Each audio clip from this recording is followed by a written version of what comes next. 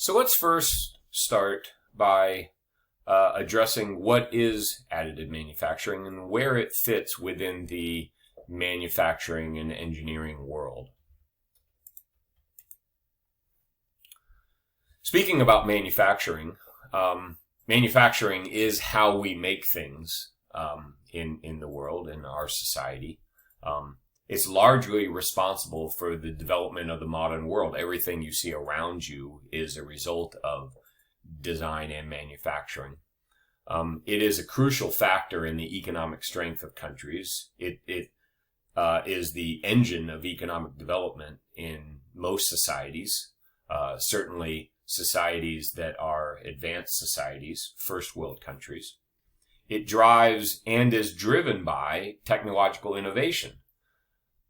And globalization, the sharing and trading of resources around the globe, has had a profound effect on manufacturing, both positive effects and negative effects. So if we look more closely at manufacturing, we can divide manufacturing up into 4 different classes of manufacturing processes. Okay.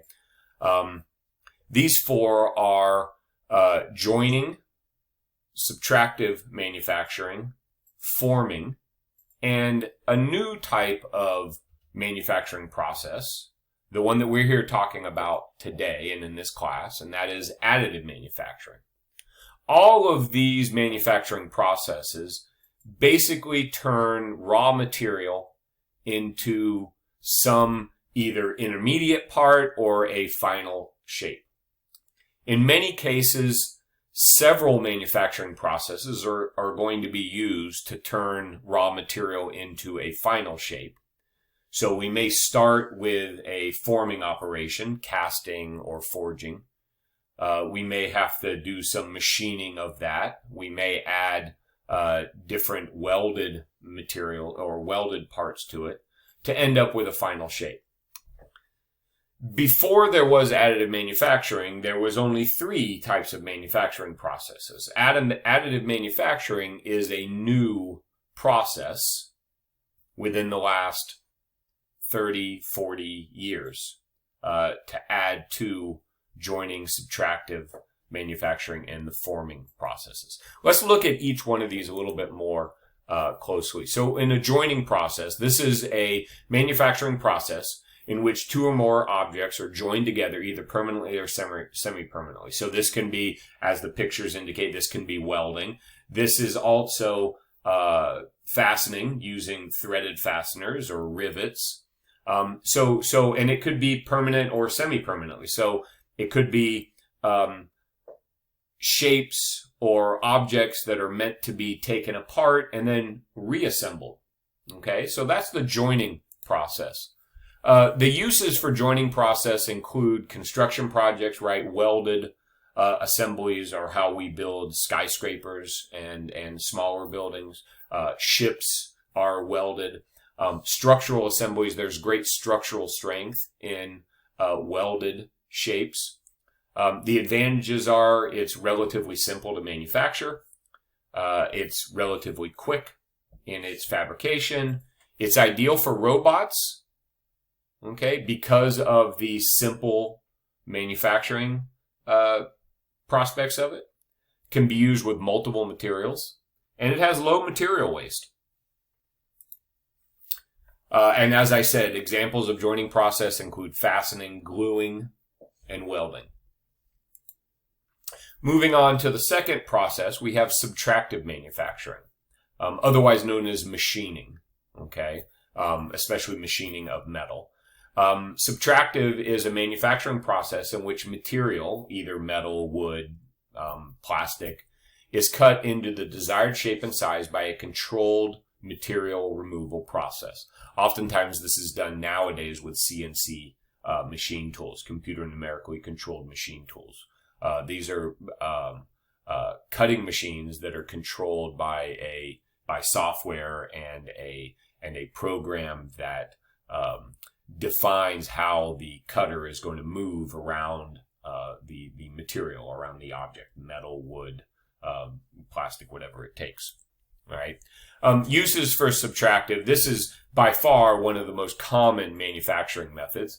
It's used to create parts for machines and tooling, just about everything.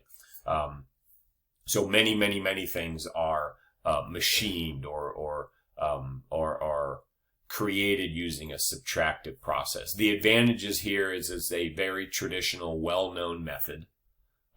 It has a long history of use, going back all the way to, the mid 1800s, really, or even before that.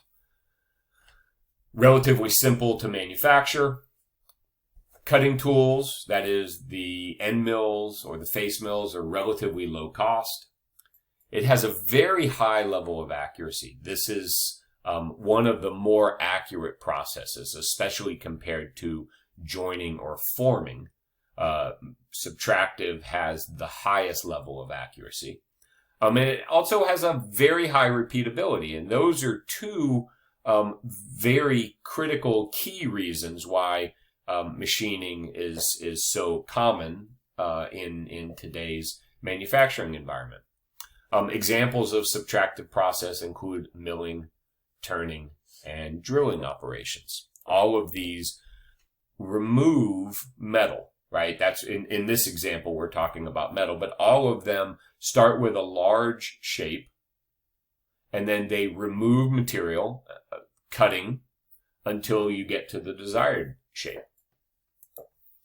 The third process is the forming process, all right? And forming is a manufacturing process in which an object is created through reshaping without adding or removing material. Okay, so in that case, it's different than the joining operation, which adds material together by its very nature, or the subtractive process, which removes material. So forming, we start with the same amount of material that we end up with. This includes sub-processes, processes under the forming operation, known as shaping and molding. Okay. The uses for forming large parts, structural parts, simple shapes, and it's often used as an initial manufacturing step. That is to say, we would start with a casting or a forging, and then we would move on to subtractive to add that level of accuracy that's not going to be found in a forming process, in either casting or forging. It's a traditional, well-known method. In fact, this is probably the oldest method of manufacturing that exists in the world that humans have been doing. So it has a long history of use.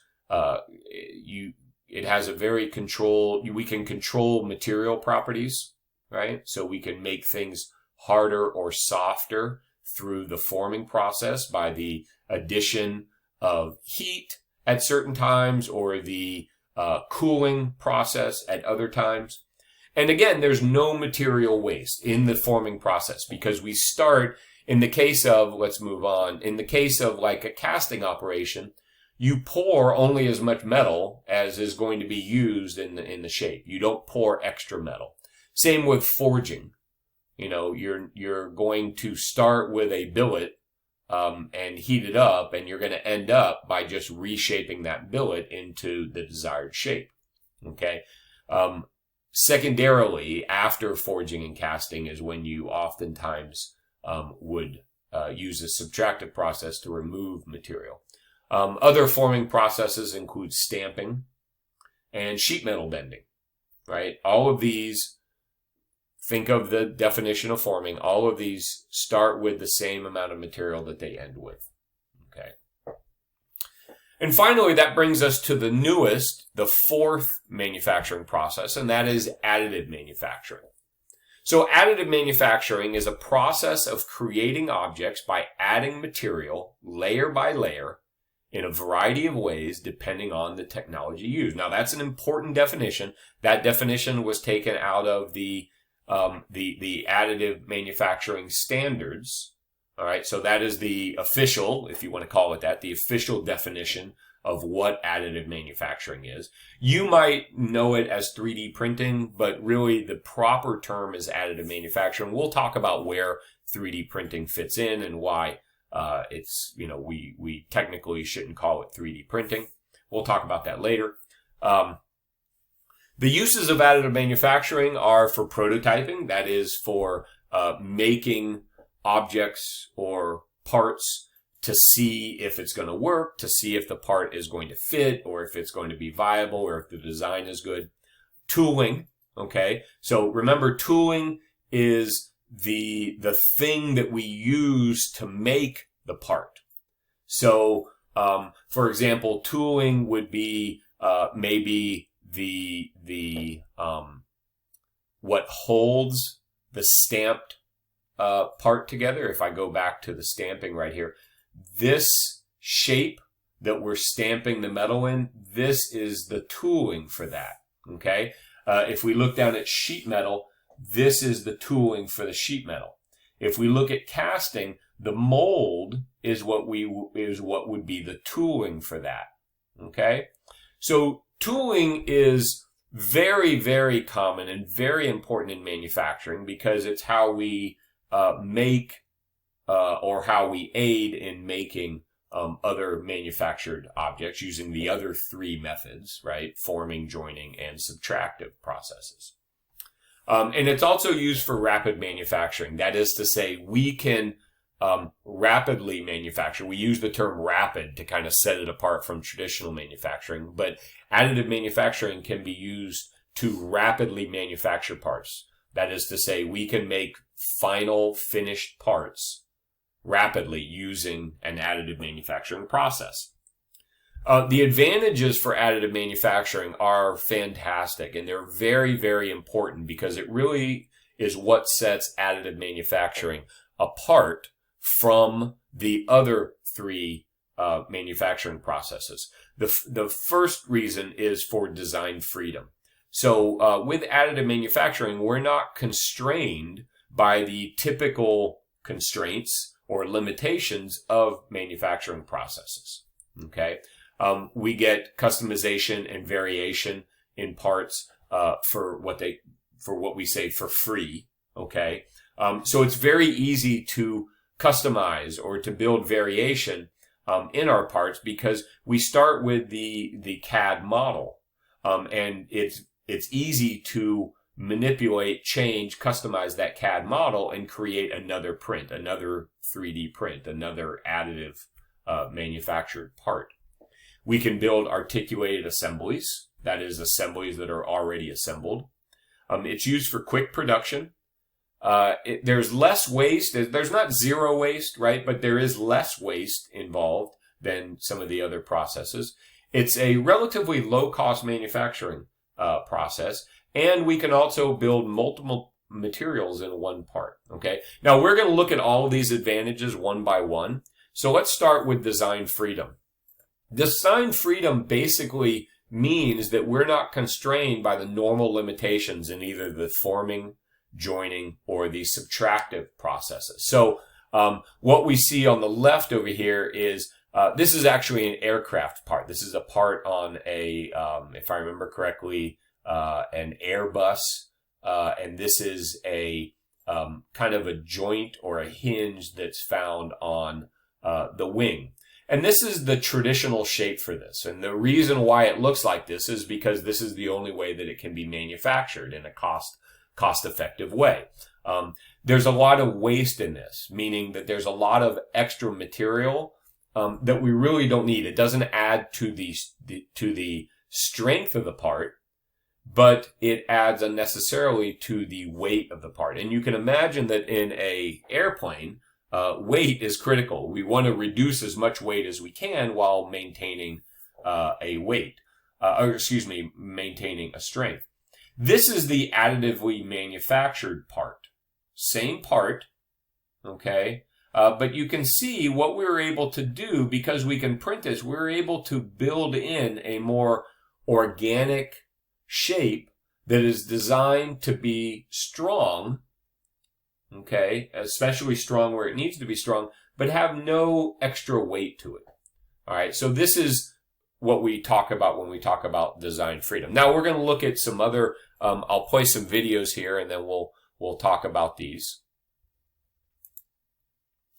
So this is a motorcycle that's designed by additive manufacturing. Again, it's a metal additive manufacturing process. But you want to ask yourself, could we make this with any of the other three processes, either forming, joining, or subtractive process? And I think it's clear to say, no, in fact, we could not make this. So let's play this video.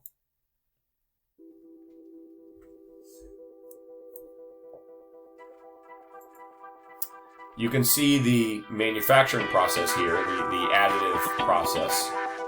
This is powder bed fusion. And we're turning the structure of the motorcycle into this organic kind of very space age shape where we've optimized for strength without adding weight.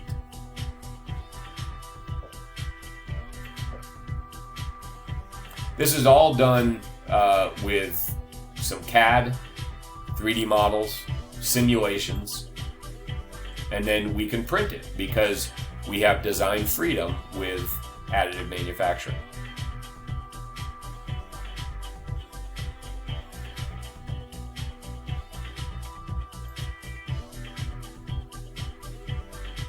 The software to do this is not expensive. In fact, Fusion 360 can do this, and that's free software. Autodesk Inventor can do this as well, so it's nothing special. The software is not anything special. The knowledge to apply it properly, of course, is special, but everyone has access to the software.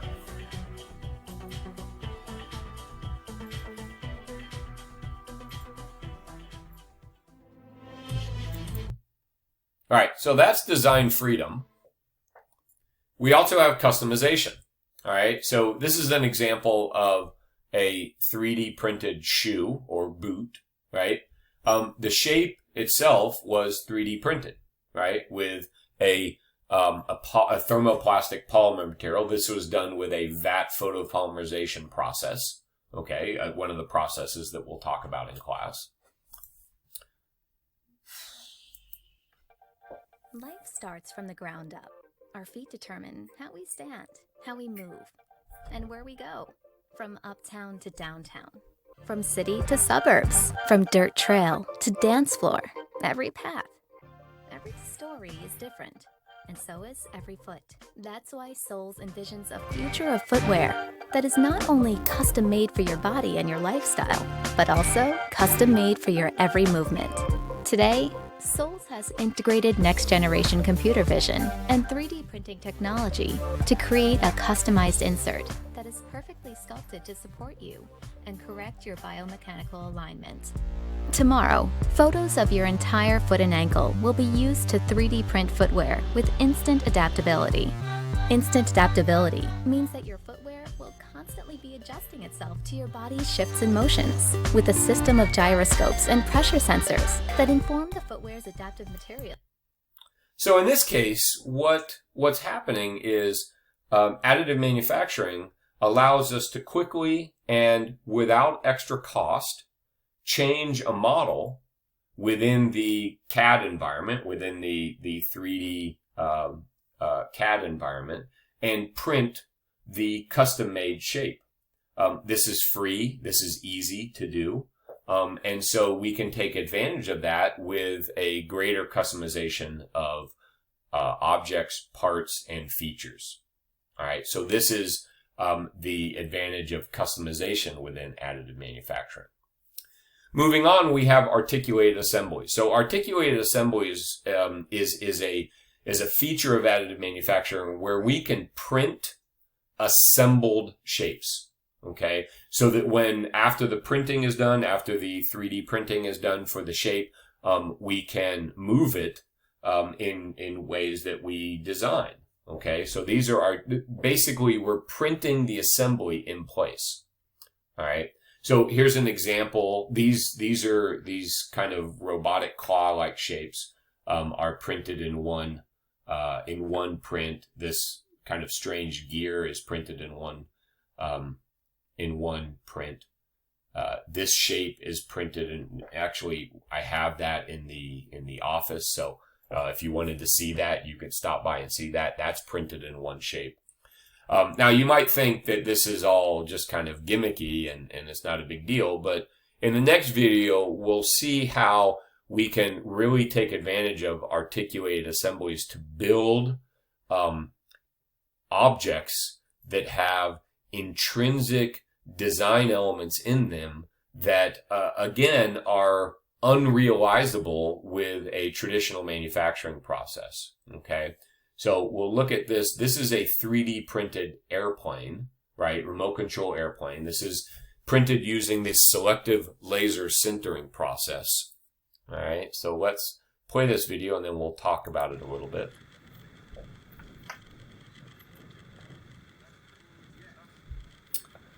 So it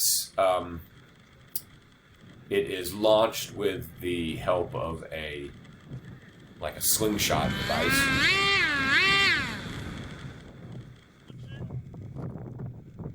This is created. This was a project at a university in England.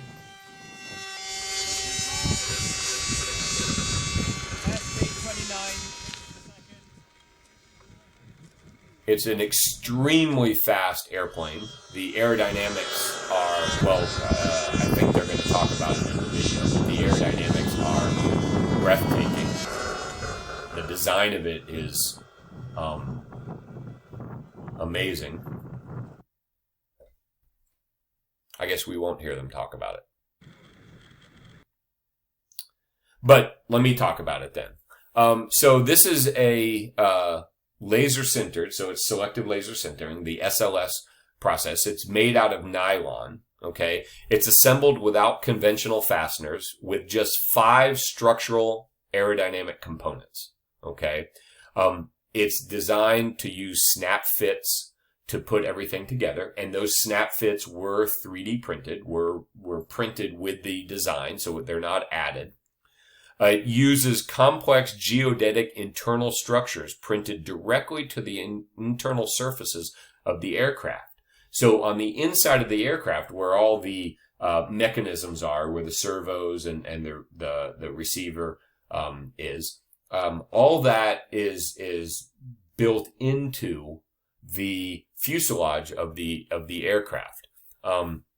It used concept optimization process to provide an optimal shape with minimal structural weight, and that's why it's so fast.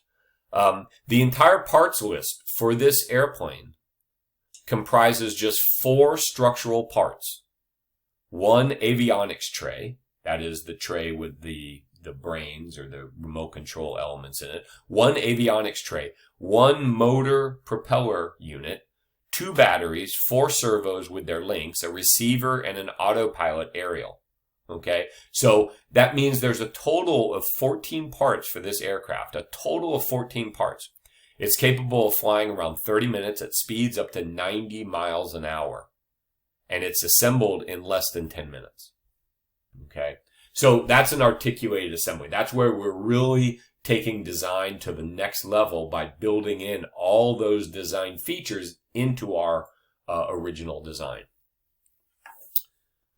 And finally, we have multiple materials. So 3D printing or additive manufacturing allow, in some processes, right, some of the 3D printing processes allow us to print with varying degrees of material. So this sheet right here, you can see the color along this. It moves from flexible to solid on these little buttons here and across this color range as well.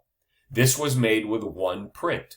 So we can control the deposition of certain physical materials to adjust or take advantage of the physical properties of the output. This is another example where we have a hard plastic head with flexible bristles on it. Again, this was printed from 1 single print.